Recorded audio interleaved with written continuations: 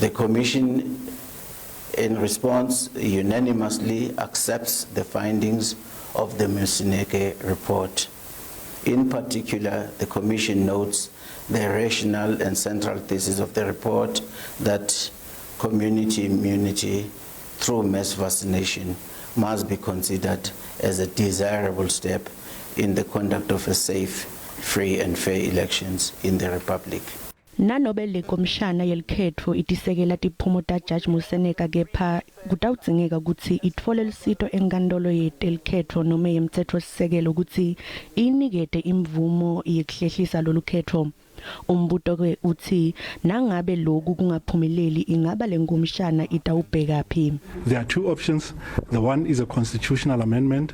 The other one is approaching a court that has the requisite jurisdiction to grant just and equitable relief and defer elections by 4 months.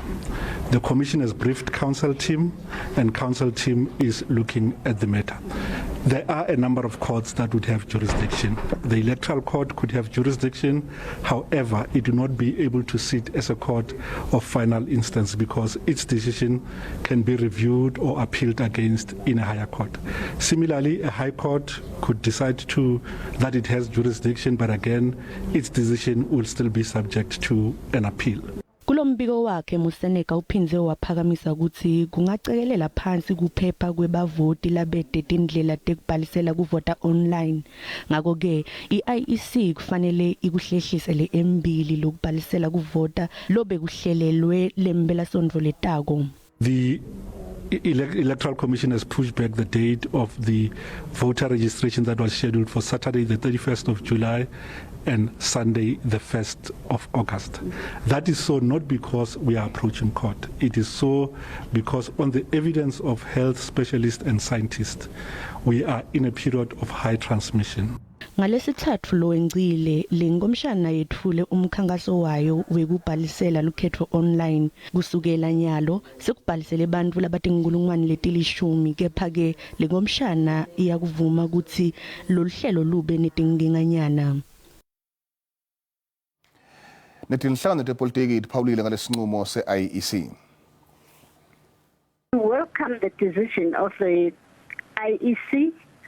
We commend the work of the commission of the Judge Moseneke on their recommendations. We feel that the UDM is vindicated because this is what we've been calling for, to say the environment is not conducive.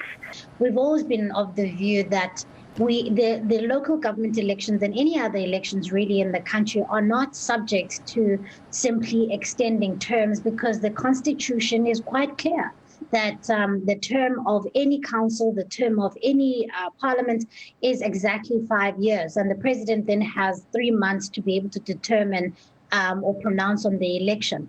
This decision of the IEC is in the best interest of the country.